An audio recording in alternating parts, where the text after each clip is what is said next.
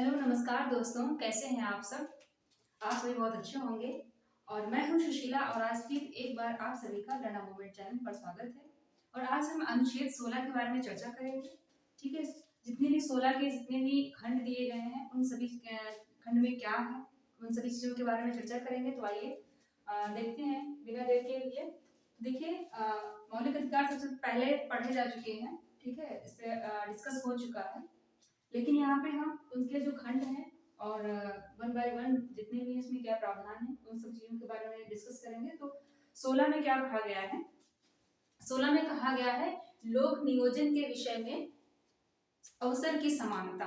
ठीक है, यहाँ पे अनुच्छेद 16 की बात करें तो क्या कहा गया है, लोक नियोजन।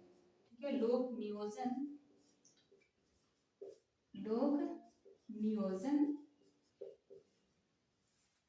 में अवसर की समता। ठीक है, यहाँ पे अवसर की समता की बात की गई है। अवसर की समता। ठीक है, अब उनकी कंडीशन क्या है आगे ये डिसाइड की गई है, यानी उसमें बताया गया है क्या क्या कंडीशन है। लोक नियोजन मतलब क्या होता है, राज्य के अधीन किसी पद या सरकारी कोई सेवा है, कोई पद है, नियुक्ति से संबंधित जो है सभी नागरिकों के लिए अवसर की समानता की बात की गई है। अब सभी को पता है कि अनुच्छेद 16 जो है वो सिर्फ नागरिकों के लिए है, यानी जो भारतीय हैं उनके लिए बात करता है। इस तरीके से 15 जो हम लोग पढ़ चुके, 15 भी जो है केवल भारतीय नागरिकों के लिए ही था। अब देखते हैं यहाँ पे क्या कंडीशन। अब देखिए जो 16(1) है, 16(1) में क्या कहा गया है कि सभी यानी जितने भी नागरिक हैं, नागरिक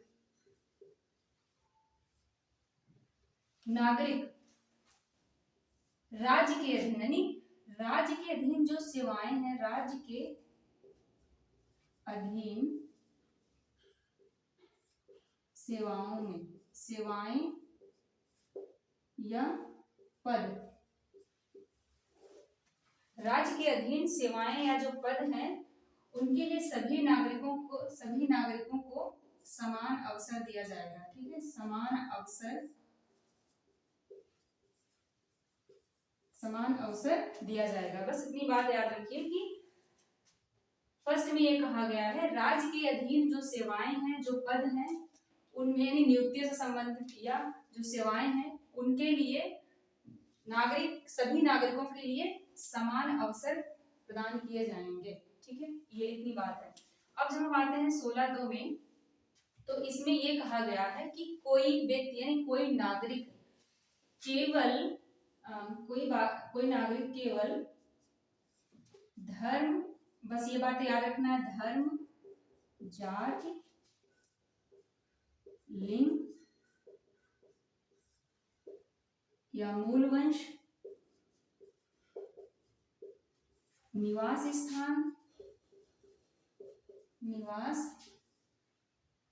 स्थान और जन्म स्थान।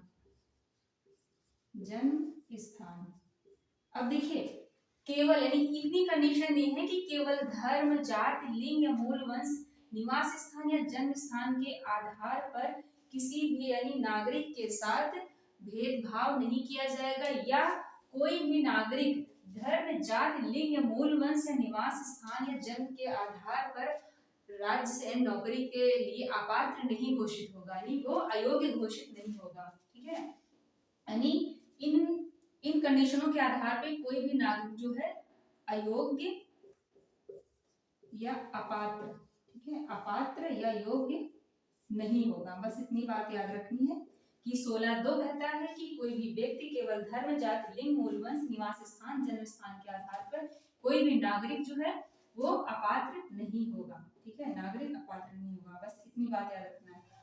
अब आगे बढ़ते हैं 16(3) में। ठीक है, तो 16(3) में जो बात कही गई है इसमें कहा गया है, देखिए अब यहाँ पे जो बातें की गई हैं, धर्म, लिंग, मूल वंश, निवास स्थान, जन्म स्थान, अब इसी में जो निवास स्थान की बात की गई है, ठीक है, यानी निवास स्थान की बात की गई है, ये इसी का नीचे 16(3) में एक्सेप्शन यानी अपवाद की बात की गई है कि अगर संसद, ठीक है, अगर संसद कोई विधि बना देती है अगर संसद कोई विधि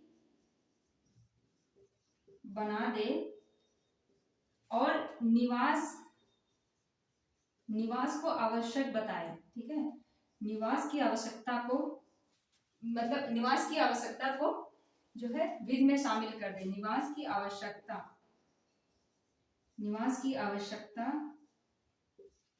को निर्धारित कर दे, ठीक है।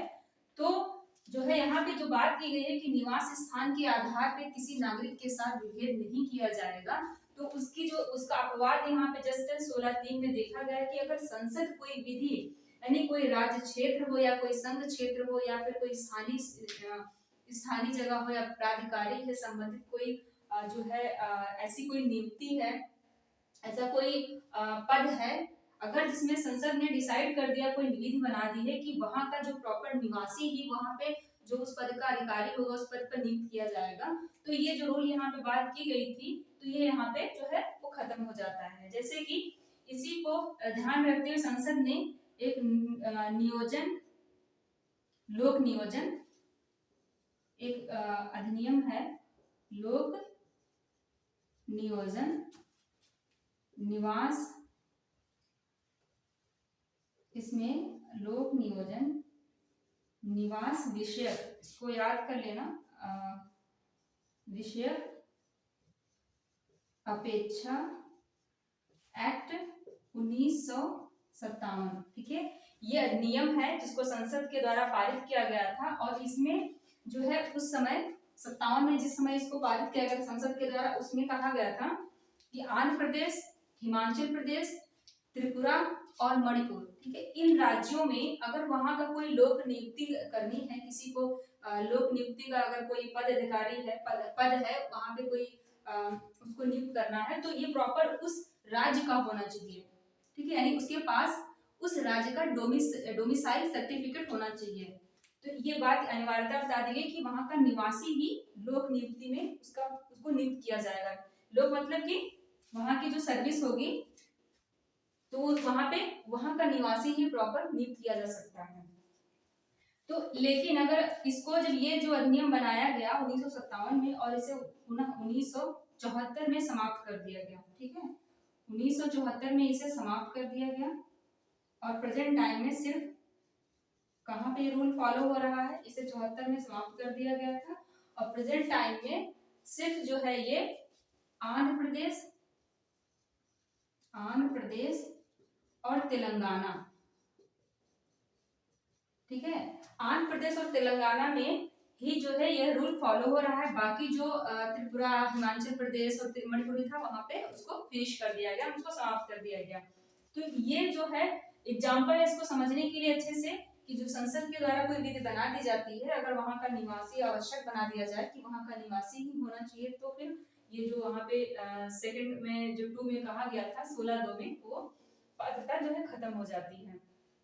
तो इसको याद रखना है, लोक नियोजन निवास विषयक अपेक्षा अधिनियम 1957, इसे बाद में 1974 में समाप्त कर दिया गया। प्रेजेंट टाइम में सिर्फ 2 राज्यों में लागू है, यानी आंध्र प्रदेश और तेलंगाना में, बाकी किसी राज्य में लागू नहीं है। तो आई होप समझ में आ गया होगा अच्छे से क्या कह रहा है। अब आगे समझते हैं इसी में। अब आते हैं 16(4), ठीक है। 16(4) में क्या कहा गया है, देखिए 16(4) में कहा गया है कि अगर कोई वर्ग शैक्षणिक या सामाजिक रूप से पिछड़ा है, ठीक है, कैसे, शैक्षणिक या सामाजिक रूप से पिछड़े वर्गों के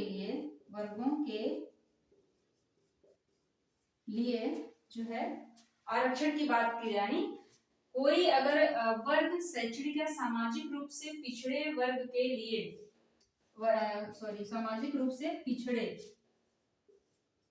पिछड़े वर्गों के लिए उपबंध की बात करता है, ठीक है, उपबंध की बात करता है, यानी अगर सरकार को ऐसा लगता है कि किसी वर्ग का, यानी सरकार के अधीन जो पद या सरकारी जो सेवाएं हैं, अगर सरकार को लगता है कि किसी वर्ग का पर्याप्त प्रतिनिधित्व नहीं है जनसंख्या के हिसाब से, तो सरकार को जो है उन वर्गों के लिए आरक्षण की सुविधा प्रदान कर सकता है। ठीक है, यानी वर्गों के लिए किसकी बात करता है? आरक्षण। ठीक है, आरक्षण का उपबंध, आरक्षण का उपबंध करेगा। ठीक है, ये बात बोली गई। सिंपल शब्दों में समझ लीजिए कि इसमें क्या बात की गई है कि जो वर्ग शैक्षणिक या सामाजिक रूप से पिछड़ा है, ठीक है, या कमजोर है, तो उन वर्गों के लिए जो है आरक्षण का उपबंध करेगा। और अगर कब करेगा? कि जब राज्य को ऐसा लगता है, जो राज्य के अधीन सेवाएं हैं, पद हैं, किसी कोई नौकरी ऐसी है जहां पे लगता है कि किसी जनसंख्या के हिसाब से कोई ऐसा वर्ग है जहां पे पर्याप्त प्रतिनिधित्व नहीं है, तो जो है राज्य का ये अधिकार बनेगा कि वो अपनी विवेकानुसार, यानी उसके, ये किस पे डिपेंड है? उसके विवेकानुसार, उसके विवेक पर डिपेंड है कि वो जो है आरक्षण दे सकता है। अब मोस्टली इसमें बात करें तो इसमें कौन कौन से आते हैं? ओबीसी, एससी, ठीक है, और एसटी की बात की गई है कि इन वर्गों के लिए बात की गई है कि अगर लगता है ओबीसी, एससी, एसटी अगर इनका पर्याप्त प्रतिनिधित्व नहीं है किसी सेवा से संबंधित, तो या सरकारी या कोई पद है, तो जो है राज्य जो है उनको आरक्षण की सुविधा प्रदान कर सकता है। सिंपल, क्लियर हो गया। अब अगर बात करें 16(4) का ए, ठीक है, 16(4) का ए बात करें तो इसमें क्या कहा गया है? जैसे यहाँ पे ओबीसी, एससी के लिए बात की गई है, लेकिन यहाँ पे क्या कहा गया है? सिर्फ एसटी के लिए। ठीक है, अगर बात करें ये 16(4) में, 16(4) ए में, यहाँ पे सिर्फ एससी और एसटी के लिए बात की गई है। यहाँ पे कहा गया यानी अगर लगता है सरकार को, सरकार की राय में या राज्य की राय में किसी पद पर एससी एसटी का पर्याप्त प्रतिनिधित्व नहीं है, यानी किसी सेवा पर, किसी नौकरी में उनकी जनसंख्या के हिसाब से एससी एसटी का पर्याप्त प्रतिनिधित्व नहीं है, तो सरकार जो है इन वर्गों के लिए परिणामिक वरिष्ठता के सहित, यानी परिणामिक वरिष्ठता मतलब कि उनका काम भी अच्छा, उनका परिणाम अच्छा हो और उनकी ज्येष्ठता मतलब उनकी वरीयता भी देखी जाएगी, तो उसमें प्रमोशन की बात करता है। ठीक है, तो प्रमोशन का उपबंध कर सकता है। प्रमोशन के मामले में आरक्षण दे सकता है। प्रमोशन के मामले में आरक्षण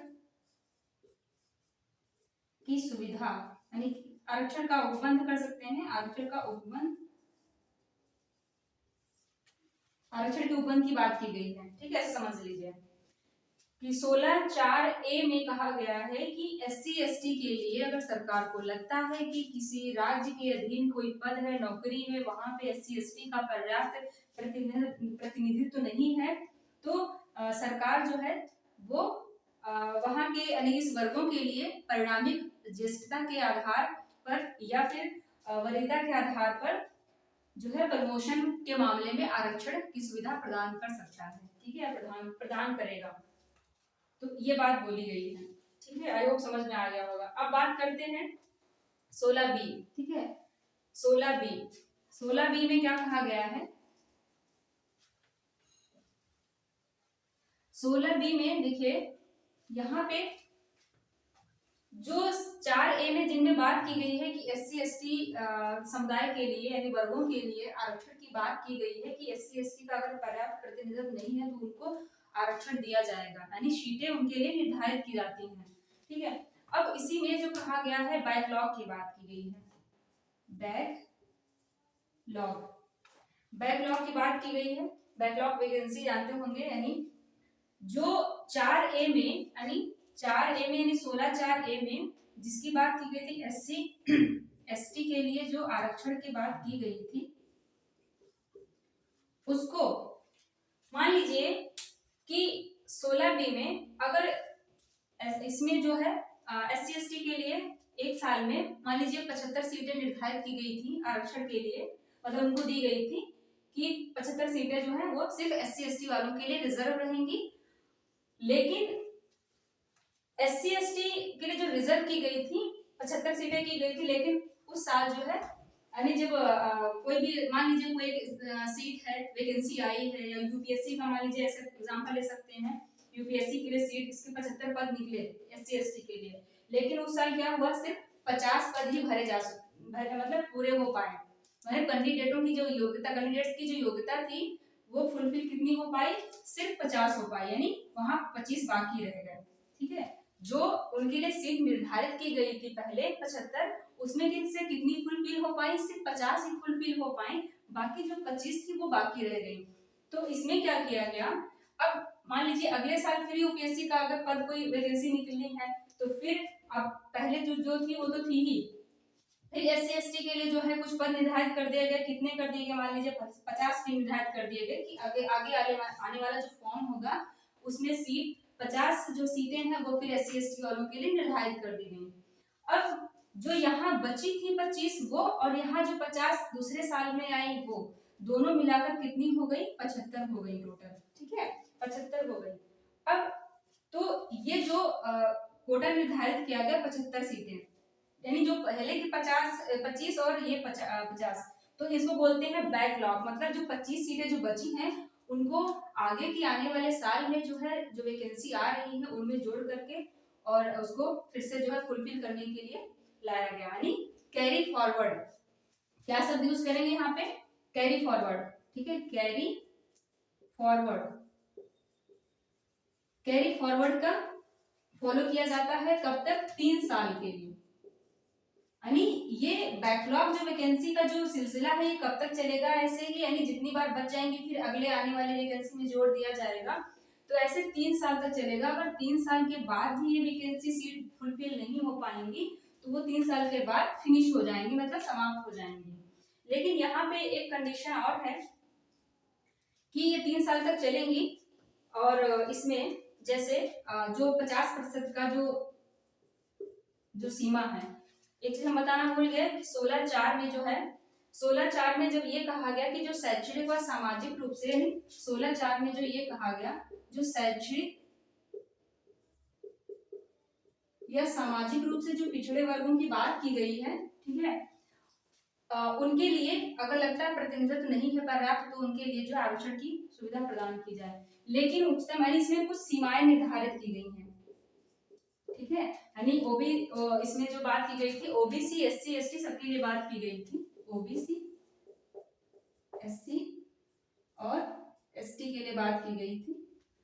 इसमें कुछ सीमाएं निर्धारित की गई थी कि उनको दिया तो जाएगा आरक्षण, लेकिन कुछ सीमाएं निर्धारित की गई थी कि जो आरक्षण है वो 50% से ज्यादा ना हो। ठीक है, आरक्षण वो 50% से ज्यादा ना हो, और जो प्रमोशन है, प्रमोशन वो शुरुआती में दिया जाए। शुरुआत में मतलब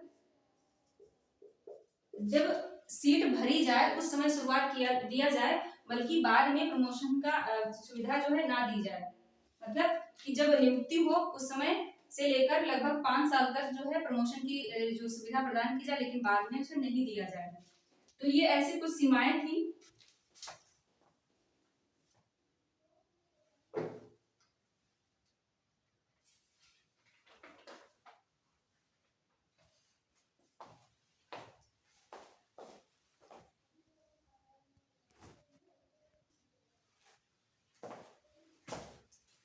तो बता रहे सीमाएं, ठीक है, यानी 50% से ज्यादा आरक्षण नहीं होना चाहिए, और प्रमोशन जो है वो शुरुआती दौर में होना चाहिए, यानी शुरुआती नियुक्ति के समय होना चाहिए, बाद में प्रमोशन की बात नहीं की जानी चाहिए। और इसमें देखिए इसी में जो है क्रीमी लेयर का भी सिद्धांत फॉलो किया जाएगा, यानी आरक्षण उन लोगों को मिलेगा जो है क्रीमी लेयर की जो कैटेगरी से अंदर होंगे, मतलब कि जो नॉन क्रीमी लेयर होंगे, जैसे कि अब वर्तमान में 8 लाख जिसकी वार्षिक आय है, ठीक है, उन लोगों के लिए आरक्षण की सुविधा प्रदान की जानी है। जो 27% आरक्षण है ओबीसी वालों को, तो जो नॉन क्रीमी लेयर है उनको दिया जाता है। तो ये कुछ ऐसे सिद्धांत है कि जो है क्रीमी लेयर सिद्धांत फॉलो किया जाएगा। और एक लास्ट कंडीशन है कि प्रमोशन ही नहीं, यानी योग्यता भी देखी जाएगी, प्रशासनिक योग्यता की। ऐसे उम्मीदवार या ऐसे जो है सर्वेंट को नियुक्त किया जाएगा जो योग्यता के लायक हो, यानी जो कार्य करने के योग्य भी हो। तो ये ऐसी कुछ सीमाएं हैं जो 16(4) में थी, बताई गई थी। मेरे दिमाग से निकल गया था। तो जो है ओबीसी एससी एसटी के लिए तो 50% का वही मैं बताना चाह रही थी कि यहाँ पे जो बैकलॉग वाले जो पिछले साल की जो यानी कुछ आरक्षित की हुई यानी एससी एसटी के लिए जो सीटें आरक्षित की गई थी, जो यहाँ पे बच गई थी 25, उनको कैरी फॉरवर्ड किया जाएगा आगे आने वाले जो वैकेंसियां है उसमें ऐड कर दिया गया। मान लीजिए एससी एसटी की जो वैकेंसियां 75 हो गई, यानी 50 थी लेकिन पिछली 25 और आगे की 50 हो गई 75। लेकिन एक चीज और यहाँ पे, और मान लीजिए ये एससी एसटी के लिए जो 25 सीटें बची थी वो आगे जो आएंगी वो सिर्फ एससी एसटी के ही कैंडिडेट उम्मीदवार ही जो है उसके लिए योग्य होंगे, यानी अन्य जो है वर्ग उसके लिए अप्लाई नहीं कर सकता है। ठीक है, तो बैकलॉग की ये बात की गई है 16(4)(b) में बैकलॉग की बात की गई है। इसमें 3 साल तक कैरी फॉरवर्ड किया जाता है और जो है 3 साल के बाद अगर फिर भी वो सीटें नहीं फुलफिल होती हैं तो उसे वो सीटें जो है समाप्त हो जाती हैं। तो आई होप ये समझ में आ गया होगा कि यहाँ पे क्या बात की गई है। ठीक है, आगे बढ़ते हैं।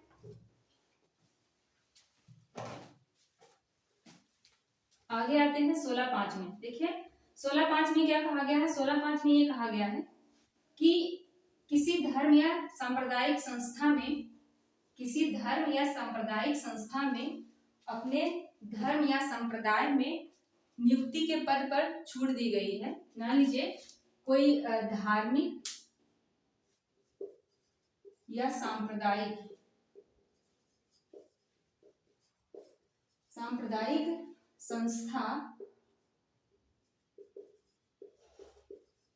संस्था में किसी प्रमुख की नियुक्ति से संबंधित, ठीक है, किसी धार्मिक सांप्रदायिक संस्था में अपने धर्म, ठीक है, यानी अपने धर्म और संप्रदाय की बात करेगा तो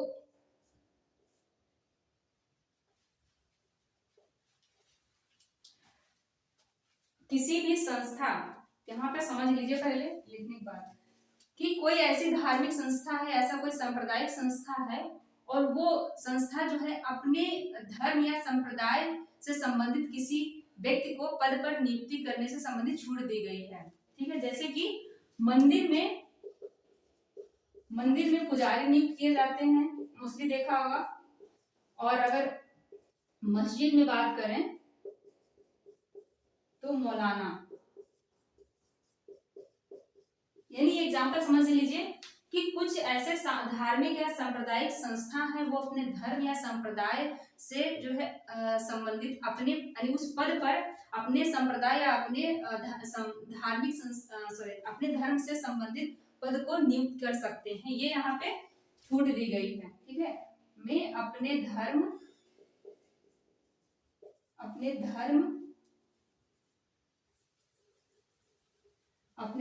या संप्रदाय में नियुक्ति से छूट दी गई है। ठीक है, नियुक्ति से छूट की बात करता है। ठीक है, ऐसा याद रखिए कि धार्मिक संस्था में अपने धर्म या संप्रदाय में किसी पद पर नियुक्ति से संबंधित छूट है, यानी कोई मंदिर है तो वहां पे पुजारी नियुक्त कर सकते हैं, मौलाना, कोई मस्जिद है तो वहां पे मौलाना नियुक्त कर सकते हैं। तो इस तरीके से यहाँ पे छूट की बात करता है। ठीक है, लेकिन वैसे भी आप लोग देखेंगे कि कुछ ऐसी संस्थाएं या फिर ऐसी कुछ धार्मिक संस्थाएं या सांप्रदायिक संस्थाएं हैं जहाँ पे ऐसा जरूरी नहीं है कि ऐसा हो। ये अपने भारत की खूबसूरती है, यानी डाइवर्सिटी है कि यहाँ पे जो है इससे हटकर की भी होता है, लेकिन यहाँ पे जो रूल है वो यहाँ पे छूट दी गई है, इतना समझ लीजिए। अब आते हैं 16(6) में। 16(6) में क्या कहा गया है, तो 16(6) में देखिए 2019 में यानी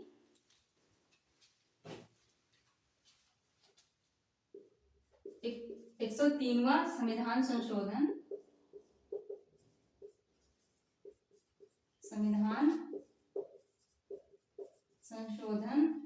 2019 में इसे जोड़ा गया था, अच्छे से आप लोग पता होगा। और इसमें क्या कहा गया है, यानी जो 4A में और 4 यहाँ पे इतना समझ लीजिए 16(4) में और 16(4)A में 16(4)(a) में और 16(4) में जिन वर्गों की बात की गई है इससे भिन्न वर्गों से, यानी इन वर्गों से, इसमें किसकी बात की गई थी? ओबीसी, एससी, एसटी की बात की गई थी, तो इसमें कहा गया है इनसे भिन्न, ठीक है, इनसे भिन्न वर्गों के लिए, इनसे भिन्न वर्गों के लिए जो आर्थिक रूप से कैसे कमजोर हो, आर्थिक रूप से पिछड़े, ठीक है, आर्थिक रूप से पिछड़े वर्गों के लिए उन्हें आरक्षण देने की बात की गई है। यानी किसी राज्य के अधीन किसी सेवा या पद या सरकारी में जो है भरने के लिए नियुक्ति के से संबंधित जो योग्यता है यहाँ पे, ठीक है, ये समझ लीजिए कि अगर कोई ओबीसी, एसटी, एससी नहीं है, ठीक है, इनसे भिन्न कोई वर्ग है, तो उनको जो है अगर वो आर्थिक रूप से पिछड़ा है या वो कमजोर है, तो उनके लिए जो है सरकार यहाँ पे उपबंध यानी आरक्षण की सुविधा उपलब्ध कराता है कि जो है जैसे कि 103वां संविधान संशोधन 2019 में सवर्णों को नियुक्ति राज्य के अधीन किसी सेवा या पद या सरकारी पद के लिए सवर्णों को 10% का आरक्षण प्रदान किया गया, ठीक है। तो ये बात यहाँ से आती है। आई होप समझ में आ गया होगा कि इसमें 16(6) में क्या कहा गया है, ठीक है। ये कब जोड़ा गया? 103वां संविधान संशोधन 2019 में जोड़ा गया। इसमें सवर्णों को जो है 10% का आरक्षण दिया गया, यानी ऐसा ये माना गया कि जो 16(4) और 16(4)(a) में जिन वर्गों की बात नहीं की गई, इनसे भिन्न वर्गों के लिए जो आर्थिक रूप से पिछड़े हैं, उन वर्गों के लिए जो है प्रावधान किया गया, उनको 10% का आरक्षण प्रदान किया गया। तो ये बातें की गई हैं, आई होप समझ में आया होगा। फिर मिलते हैं नेक्स्ट क्लास में, तब तक के लिए नमस्कार।